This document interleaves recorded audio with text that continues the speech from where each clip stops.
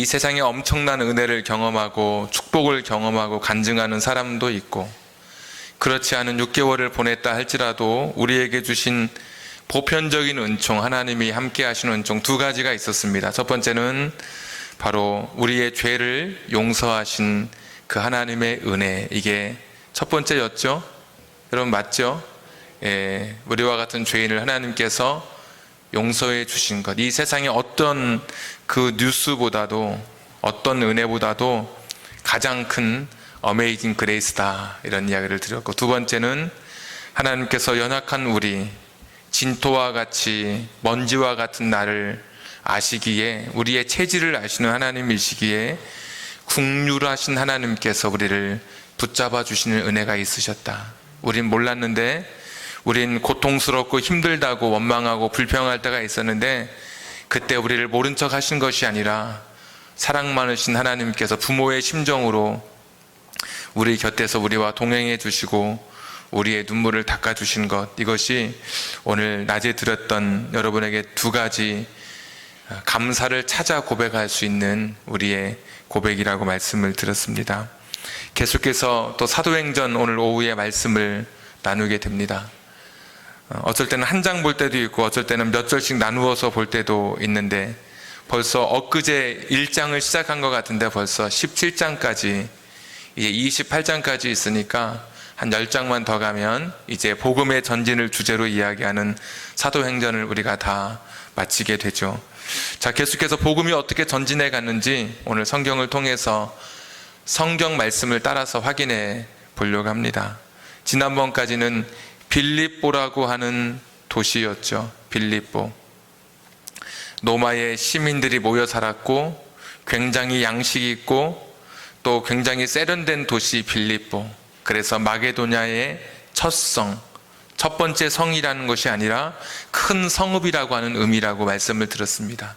그러니까 처음 만나는 그런 도시가 아니라 첫째 가는 성이다. 이런 성에서 오늘 1절에 보니까 암비볼리와 아볼로니아라고 하는 지역을 거쳐서 어디에 도착합니까? 데살로니가. 여기가 160km 떨어진 데살로니가에 가서 이제 복음을 전하게 되는데, 이 데살로니가는 수도입니다. 수도. 자, 2절에 보시면 자기의 관례대로, 원래 하던 대로, 사람이 원래 하던 대로 살죠. 그들에게로 들어가서, 그런데 1절 마지막에 보시면 어디에 있냐면, 어디로 들어갔냐면 유대인의 회당에, 늘 회당에 찾아가서 복음을 전하는 것이 예수님도 그랬고 또 바울의 복음의 스타일이죠. 복음을 전하는 방법이었습니다. 근데 빌립보에는 회당이 없어서 어디로 갔어요? 강가로 가서 기도하던 여인을 만났었고, 오늘은 다시 원래 하던 스타일대로 회당에 가서 복음을 전하게 됩니다. 자, 어떤 복음이냐? 3절 말씀 우리 식사하신 분만 한번 읽겠습니다. 시작.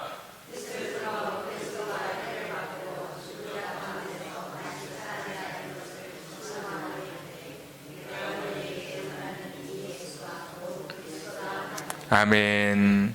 이 3절의 말씀이 굉장히 중요한 말씀이죠. 우리가 사도 바울이 데살로니가에서 전도할 때 무슨 말로 전도했는지 잘 모르잖아요. 근데 여기 딱 적어놓고 있어요. 어떻게 전했느냐?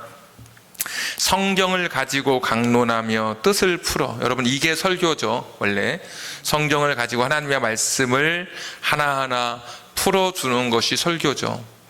만담을 하거나 자신의 간증으로 설교 시간을 채우는 것이, 또 특별한 어떤 말솜씨로 이 설교 시간에 강단을 채우는 것이 설교가 아니라, 어쩌면 정확하게 여기 설교에 대한 기준이 나와 있는데, 성경을 가지고 강론하는데 뜻을 풀어주는 것이죠. 자, 어떻게 이야기를 하느냐? 예수님께서 해를 받고 고난을 받고 죽는 것 하나, 그 다음에 다시 살아나시는 것 둘, 이것이 바로 이런 분이 예수님이시다. 그러니까 예수님의 죽음과 부활, 이것을 바울이 전한 것입니다. 우리가 복음을 전한다, 나는 복음을 영접했다 할 때 이 복음의 그 핵심 교리가 무엇이냐? 예수님의 죽으심과 예수님의 부활이에요. 예수님의 죽으심과 예수님의 부활이 복음이에요.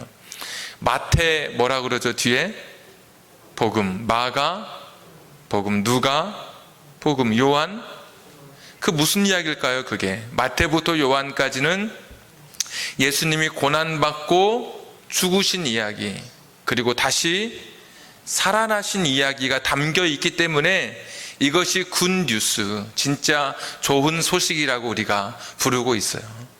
나는 복음에 대해서 나는 깨달았다, 나는 복음을 나의 것으로 받아들였다. 이렇게 할 때 이 복음이 딱 무엇이냐? 그러면 예수님의 죽으심과 부활, 여러분 그렇게 정리하셔야 됩니다. 아니 이것이 왜 그렇게 핵심이고 중요하냐?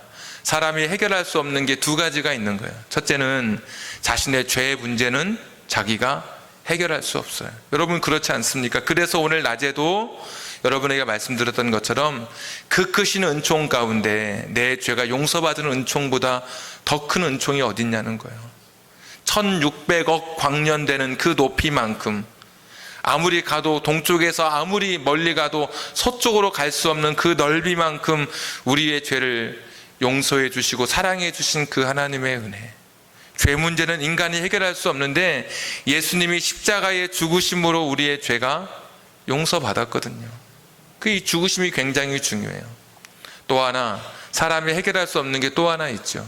바로 죽음의 문제예요. 죽음의 문제. 죽음은 사람이 해결할 수 없어요. 그 어떤 사람이라도 아무리 멋있는, 아무리 그 화려한 그런 미모를 가진 사람이라도 보톡스도 어디까지 딱 정도가 정해져요. 더 가면 웃어지질 않더만요. 보니까 어떤 분은 이렇게 잘 때 눈을 뜨고 주무시는 분이 있다고, 그래서 무섭다고 그런 분도 있어요. 그래도 결국은 그 어떤 사람이라도 세상을 다 떠나게 되어 있죠. 그런데 예수님이 부활하심으로 이 죽음의 문제가 또 해결된 거예요. 그러니까 인간으로서 해결할 수 없는 이 죄의 문제, 그리고 이 죽음의 문제가 예수님의 그 복음, 예수님의 죽으심과 부활을 통해서 다 해결된 거죠. 그래서 이 바울은 가는 곳마다 이 복음을 전한 거예요. 사도행전 1장에 보시면 이 사도행전은 누가 썼느냐? 누가복음을 쓴 누가가 사도행전을 썼어요. AD 61년에 누가복음을 쓰고 1년이 지난 다음에 사도행전을 썼어요.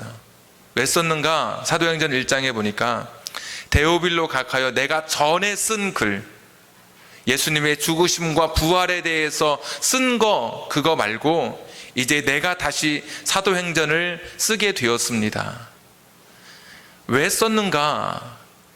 예수님의 복음이, 그 죽으심과 부활의 복음이 여러분 궁금하잖아요. 어떻게 됐는지.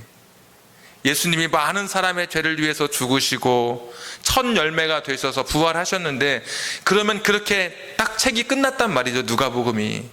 그러니까 데오빌로라고 하는 그 사람이 굉장히 궁금해서 누가에게 전가를 했겠죠. 그 다음은 도대체 어떻게 됐는지, 그래서 복음이 어떻게 전진해 갔는지, 그리고 예수님의 죽음과 부활, 이 복음을 받은 사람들은 어떻게 살았는지, 그 이야기가 바로 사도행전인 거죠. 복음이 어떻게 사람들에게 영향을 미치고 이 복음을 받은 사람들은 어떻게 살아야 되는지, 그 기록을 남긴 것이 사도행전이에요. 여러분 성경 한번 볼까요? 사도행전 2장 23절.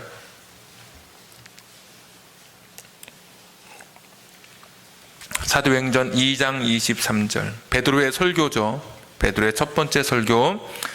그가, 예수님, 하나님께서 정하신 뜻과 미리 아신 대로 내준 바 되었거늘 너희가 법 없는 자들의 손을 빌려 못 박아 죽였다. 예수님의 죽음이 나오고 24절.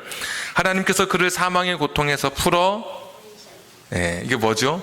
부활. 베드로도, 이 복음을 경험한 이 베드로도 사도행전 누가의 이야기를 통해서 복음을 받은 사람들이 어떻게 살아갔느냐 보니까 베드로도 이 복음을 다른 사람에게 말하고 있는 거예요. 예수님의 죽으심과 부활을 이야기하고 있어요. 자, 3장 11절 제목에 보니까 베드로가 솔로몬의 행각에서 설교하다. 두 번째 설교가 되겠죠. 자, 3장 13절 보십시오.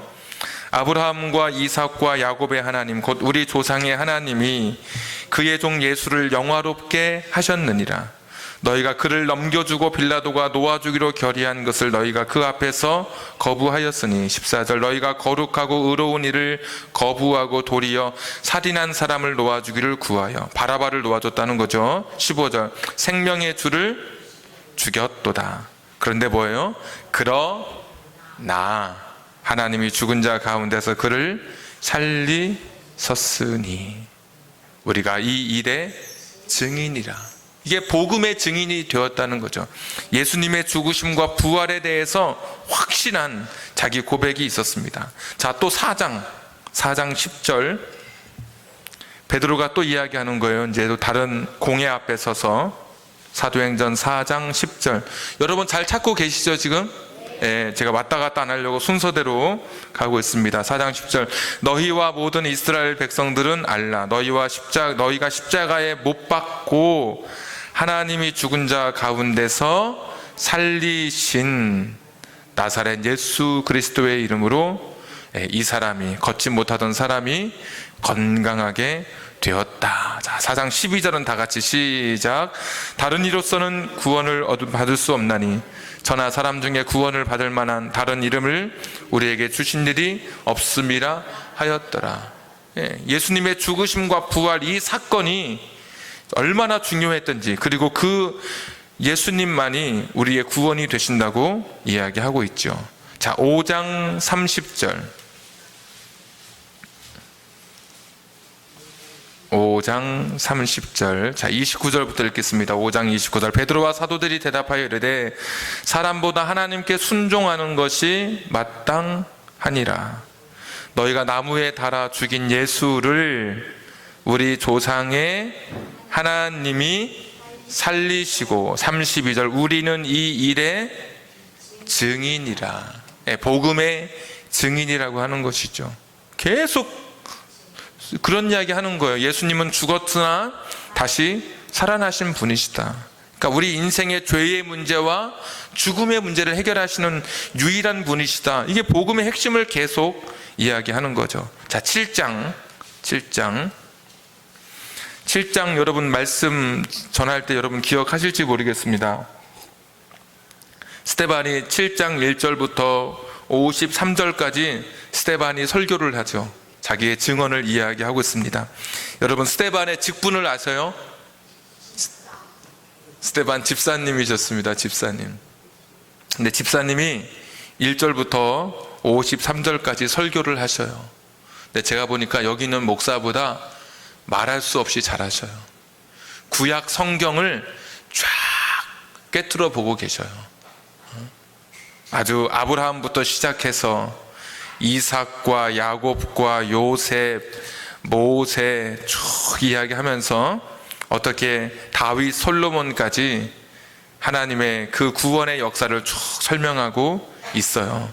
자, 52절 말씀 한번 보겠습니다. 이제 52절 7장 52절 너희 조상들이 선지자들 중에 누구를 박해하지 아니하였느냐. 의인이 오시리라 예고한 자들을 그들이 죽였고 이제 너희는 그 의인을 예수님을 가리키는 거죠.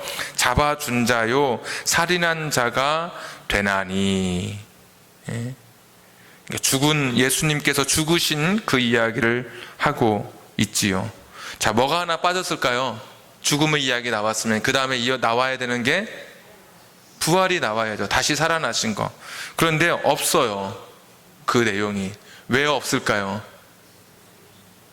하려고 했어요. 스데반 집사님이.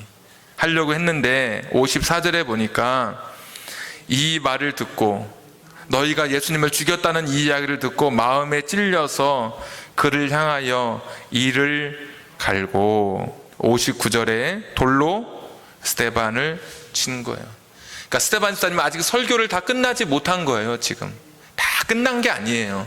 조금 더 시간이 있었으면 예수님의 죽으심과 또 하나님께서 예수님을 어떻게 살렸는지 말씀하셨을 거예요. 근데 순교해서 이야기하지 못한 것 뿐이지 이 복음의 메시지는 확실하죠. 자, 8장 28절. 8장 28절.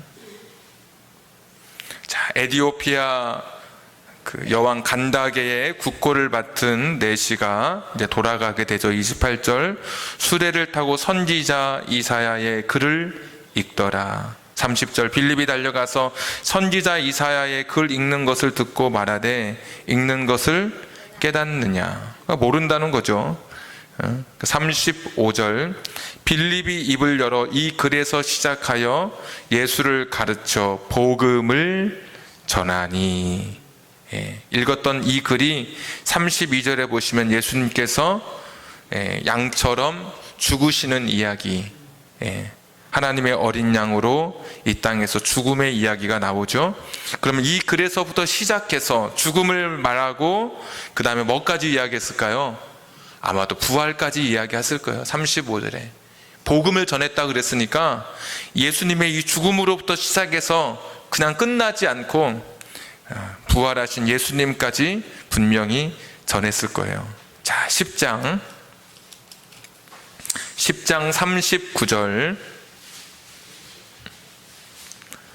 10장 39절. 우리는 유대인의 땅과 예루살렘에서 그가 행하신 모든 일의 증인이라. 그를 그들이 나무에 달아 죽였으나. 40절 시작.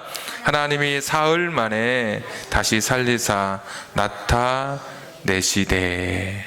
41절 모든 백성에게 하신 것이 아니요 오직 미리 택하신 증인 곧 죽은 자 가운데서 부활하신 후 그를 모시고 음식을 먹은 우리에게 하신 것이라. 42절 우리에게 명하사 백성에게 전도하되 하나님이 살아있는 자와 죽은 자의 재판장으로 정하신 자가 곧 이 사람인 것을 증언하게 하셨고. 또 43절에 보시면 그 이름을 힘입어서 죄사함을 얻는다는 그 메시지까지 오늘 이제 베드로가 이야기하고 있는 그런 장면입니다. 그러니까 계속 사도들 그리고 집사님들, 또 빌립도 집사님이었죠.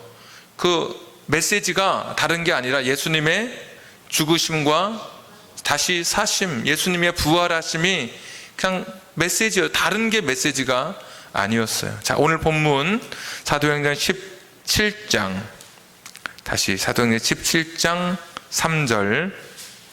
17장 3절.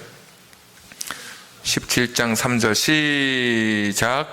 뜻을 풀어 그리스도가 해를 받고 죽은 자 가운데서 다시 살아나야 할 것을 증언하고 이르되 내가 너희에게 전하는 이 예수가 곧 그리스도라 하니. 아멘.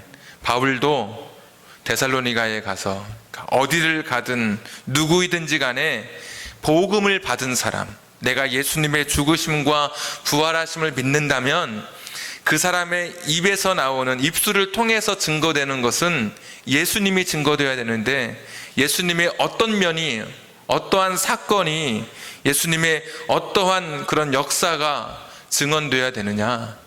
단순히 눈먼 자를 눈뜨게 하시고 풍랑을 잠재우신 예수님이 아니라 우리를 위해서 십자가에 못 박혀 죽으시고 우리를 위해서 다시 부활하신 그 예수님을 전하는 것이 오늘 이 말씀을 통해서, 오늘 17장 말씀을 통해서 첫 번째 깨닫는, 우리에게 주시는 도전이고 우리에게 주시는 명령입니다. 바울은 가는 곳마다 이 복음을 전했습니다. 예수님은 죽으셨다가 다시 살아나셨다고 말씀해 주셨습니다. 사람들이 이 말씀을 안 듣는 사람도 있었어요. 4절에 보시면 어떤 사람은 바울과 실라를 따른 사람도 있었고, 5절에 보시면 유대인들은 시기해서 죽이려고, 내쫓으려고 바울을 공격했던 그런 사람들도 오늘 여기 있습니다. 저와 여러분에게 주시는 첫 번째 메시지, 나도 복음을 받은 자로 이 복음을 전하는 사람이 되어야 한다는 것. 예수님의 죽으심과 부활을 전할 수 있는 여러분 되기를 주님의 이름으로 부탁합니다. 선교사로 헌신할 필요는 없어요, 모든 사람이. 그러나 선교에는 헌신하셔야 되죠. 우리 이현숙 선사님처럼 모든 사람이, 또 우리 김현진 선사님처럼 모든 사람이 전도사님으로 살아갈 필요는 없으셔요. 그러나 전도의 삶은 살아야 하는 거죠. 이것이 오늘 저와 여러분에게 던져주는 첫 번째 메시지예요. 지난 금요일날 금요기도회 끝나고 장례식 다녀왔습니다. 어떤 목사님, 70이 넘으신 목사님이신데 모친상이라고 하시더라고요. 70이 넘으셨는데 모친상 하니까 아유, 어머니가 살아 계셨었구나 하고 갔어요. 첫 번째 놀랐었고, 두 번째 놀란 것은 전라도 광주가 아니고 경기도 광주여서 놀란 마음을 좀 가라앉혔습니다. 처음에 광주 그래서 안 갈 수도 없고, 다행히 경기도 광주여서 그냥 아멘이 절로 나오더라고요. 또 하나 놀란 것은 그 문자가 오는 거거든요. 문자가 오는데 발인 날짜가 써 있어요. 그러니까 그 동안에 잘 갔다 와라, 갔다 올 사람은 괜히 나중에 얼굴 미안하지 말고 뭐 이런 이제 담겨져 있는 거죠. 그 표현이. 날짜를 보니까 주일날이에요. 보통 금요일날 돌아가시면 금, 토, 주일이지만 보통 월요일날 많이 하죠. 또 목사님 어머니시니까. 아니면 조금 당겨서 토요일날 하실 수도 있고, 주일날이어서 그것도 좀 놀랐어요. 야, 또 그렇게도 하시는가 보다. 뭐 그런 사정이 있으신가 보다. 그리고 이제 경기도 광주를 갔잖아요.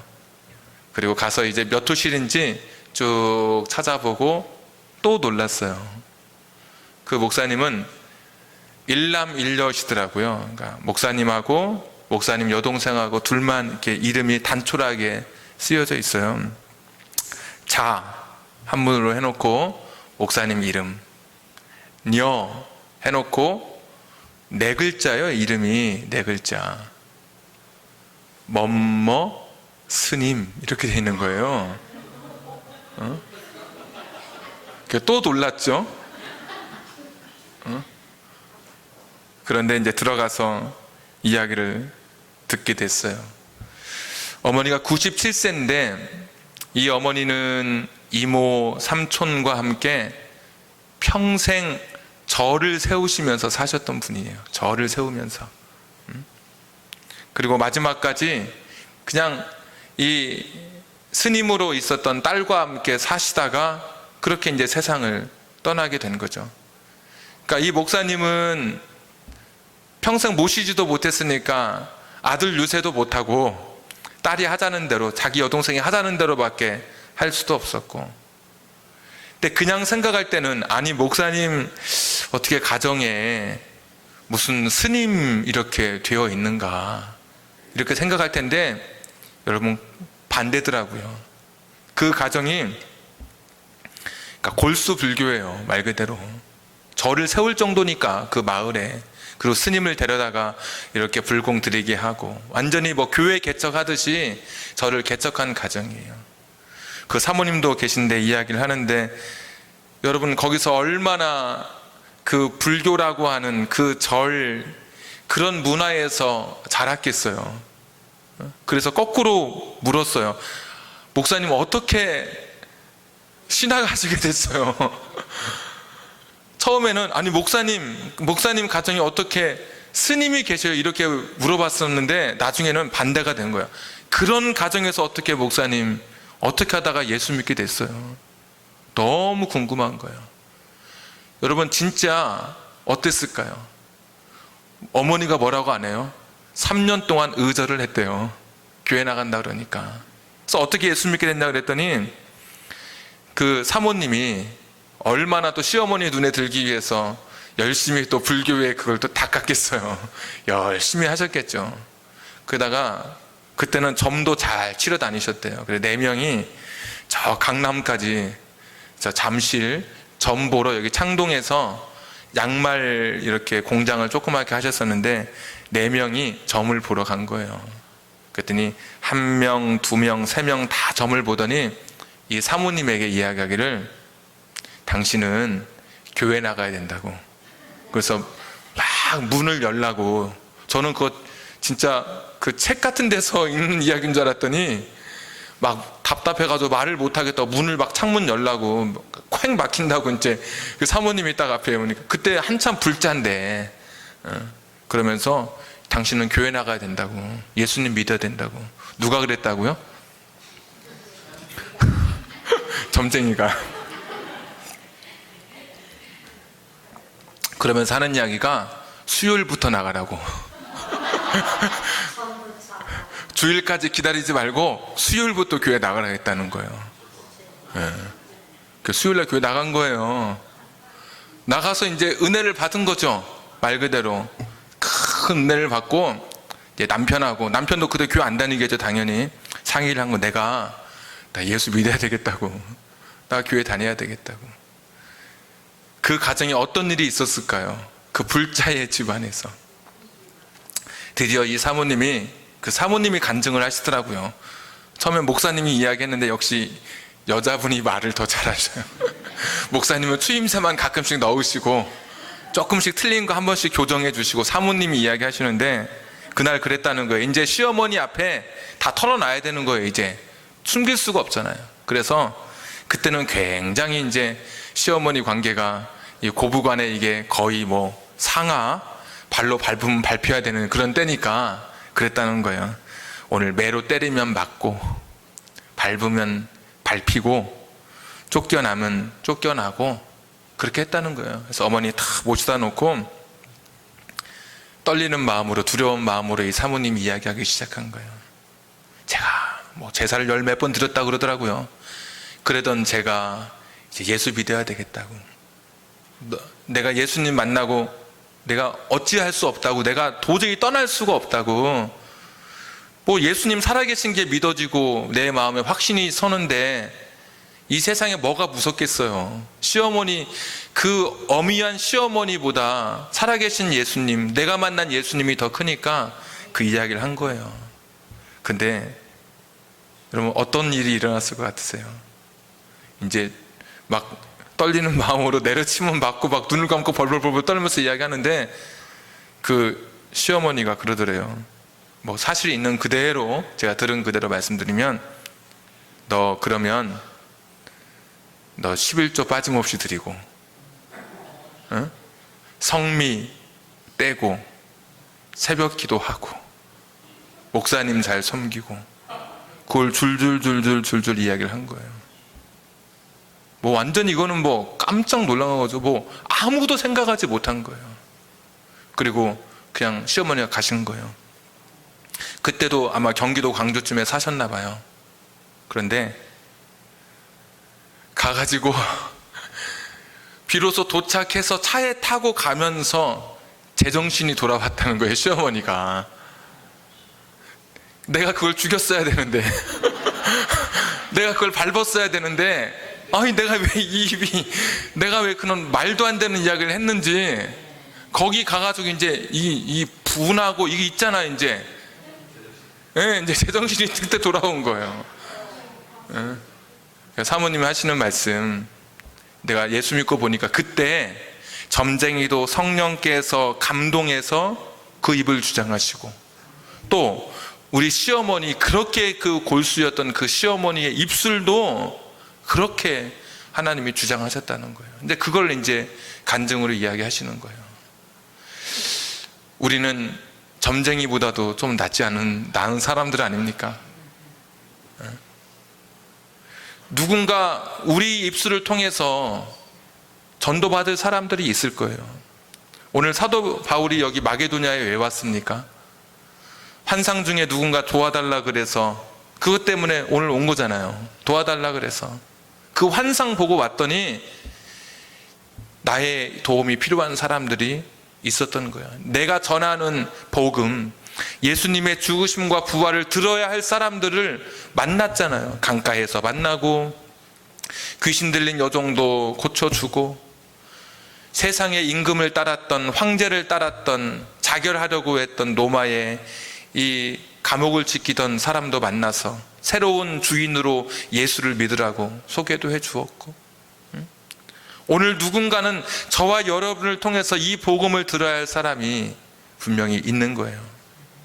그래서 오늘 이 바울의 이야기를 보면 가는 곳마다 입술을 열어서 예수님의 죽으심과 부활을 이야기하고 있어요.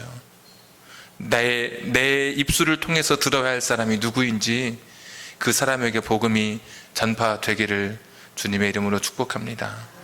또 하나 보면 오늘 데살로니가 교회랑 비교되는 교회가 하나 있어요. 무슨 교회냐면 베레아 사람들이에요. 베레아 사람들. 베레아 사람들은 어떤 사람들이냐? 옛날 성경에는 더 신사적이고 지금 성경에는 너그러운 사람들. 조금 더 정확한 표현이라면 편견이 없다는 거예요. 편견 없이 다 받아들인 거예요. 근데 이 사람들은, 자, 아까 데살로니가 교회 사람들은 믿었고 또 어떤 사람들은 믿지 않았고, 그런데 오늘 이 베레아 사람들은 11절에 이렇게 되어 있죠.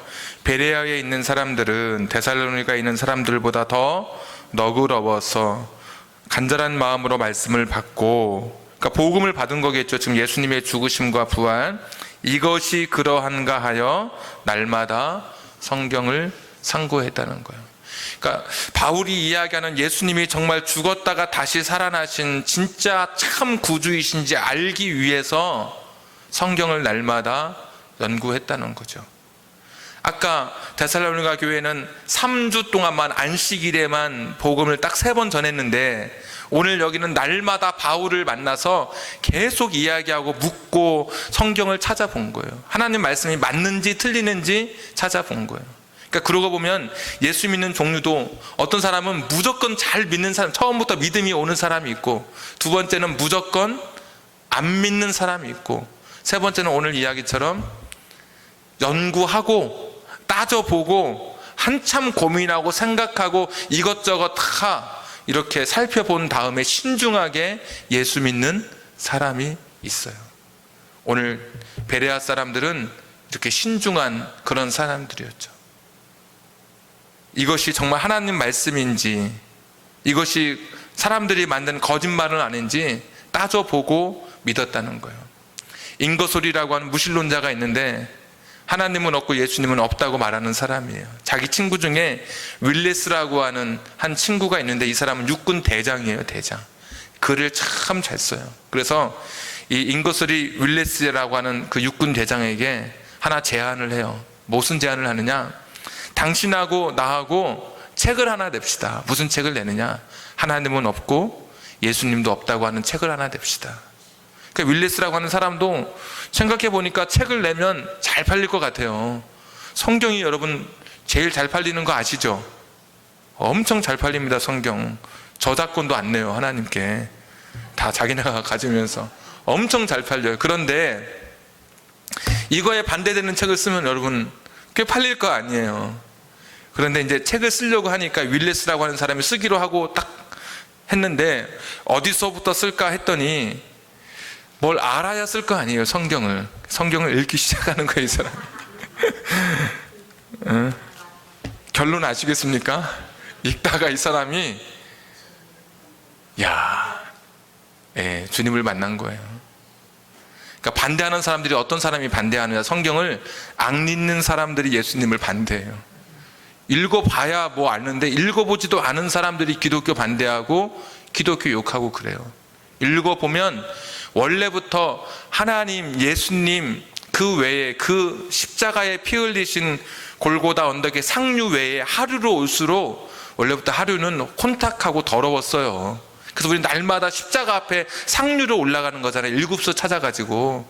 원래 뭐 다 그런 사람들이 모여있는 곳이 교회잖아요. 근데 하루만 보고 물 더럽다고 이야기하는데 성경 읽어보면 아는데 몰라서 그래요. 근데 이 윌레스라는 사람이 탁 예수님 영접하고 책을 쓴 거예요. 그 책의 이름이 배너라고 하는 책. 영화 배너 아시죠? 배너를 이 사람이 쓴 거예요. 예수님의 일생이 그려진 소설을 자기의 신앙 고백으로 담아서 그 책을 쓴 거예요. 그러니까 어떻게 믿든, 그냥 믿든 안 믿어져서 안 믿든 또 뭐 따져보고 베레아 사람들처럼 믿든 우리가 할 것은 무엇이냐? 우리는 그냥 복음을 전하는 거예요. 여러분 오늘 믿는 사람 안 믿는 사람 따져보고 믿는 사람, 이게 무슨 차이냐면 복음을 전하는 사람은 똑같이 복음을 전한 거예요. 그러니까 바울은 그냥 자기가 갖고 있는 복음을 전한 거예요. 믿고, 그러니까 전도에 미련한 것이라는 말도 있잖아요. 그냥 우직하게 인간은 죄인이고 우리 죄를 위해서 예수님 십자가에 달려 돌아가셨고 죽었다가 유일하게 이 세상에서 다시 살아나신 분, 영원히 죽지 않는 분은 예수님이시라고 하는 거. 그래서 사람이 영원한 천국을 소유하려면 예수님의 십자가를 믿는 이 유일한 길을, 세상으로 들을 때는 좀 어리석게 보이고 되게 이렇게 조직적이지 않은 것 같고 좀 뭔가 사람이 구원받으려면 복잡해야 될 것 같은데 간단하잖아요. 이 교리가, 이 복음이라고 하는 것이. 그런데 우리는 단순하게 이 복음을 그냥 전하는 거예요. 그러면 이 복음을 듣고, 사도 바울 때도 그랬잖아요. 이 복음을 듣고 아멘하고 받아들이는 사람이 있고, 어떤 사람은 이 복음을 듣고 안 받아들이는 사람도 있고, 또 내가 연구해서 한번 내가 나중에 살펴봐서 또 나중에 훗날 자기가 조금 더 지식적으로 이해가 되고 좀 자기 마음에 받아들여질 때 예수 믿는 사람도 있고. 그러니까 중요한 것은 우리는 때를 얻든지 못 얻든지 그냥 복음을 전하는 거예요. 여기 믿는다라고 하는 표현이 헬라어에 보면 피스티오라 그래서 수동태예요. 그러니까 내가 믿는 게 아니라 믿어지게 되는 거예요. 이 헬라어 그 표현들을 보면. 그러니까 하나님이 어떤 사람을 그렇게 사용하시고 어떤 사람에게 그런 은혜를 주실지 우리는 몰라요. 하나님이 내가 복음을 전할 때 어떤 사람에게 믿어지게 하시면 그 사람이 내 복음을 듣고, 내가 전한 복음을 듣고 또 하늘나라 생명책에 그의 이름이 기록되는 거예요. 그러니까 전도는 유창한 말로 하는 것도 아니고, 그렇죠, 화려하게 전해야 그 메시지에 힘이 있는 게 아니라 원래 복음이 그냥 그 자체가 능력이에요. 능력. 그 복음 자체가. 우린 그것을 전할 뿐이에요. 그러면 그 능력의 말씀이 사람들에게, 그들에게 역사하도록 성령께서 그들의 마음을 만져주시고 그것을 통해서 이 복음이 전진하고 구원받는 역사가 일어나게 되는 거죠. 문제 하나 되겠습니다. 믿음은 어디에서 납니까? 들음에서. 네. 들음은 그리스도의 말씀으로. 예. 들어야 될 거 아니에요. 그러면 누군가 말해야 되잖아요. 한 주간 동안 만나는 모든 분들에게 내가 전할 수 있는 그 기회가 있을 때, 아니면 그렇지 못하다 할지라도 내가 가진 이 복음을 한번 내 입술을 열어서 1장부터 17장까지 계속 넘겨온 이야기가 그거잖아요. 예수님 우리를 위해서 죽으시고 다시 부활하셔서 소망이 되신 그 복음을 증거할 수 있는 여러분 되기를 주님의 이름으로 축복합니다. 우리 한번 같이 기도합니다. 하나님, 오늘도 내가 이 복음을 전하는 사람 되게 해 주시옵소서. 말을 못하는 그런 것 얼마나 답답할까요? 내가 예수를 증거하는 사람 되게 해 주옵소서. 우리 한 1분간만 같이 기도하겠습니다. 은혜로우시고 자비로우신 아버지 하나님, 내가 깨달은 복음, 내가 받은 이 복음, 예수님의 죽음과 부활을 증거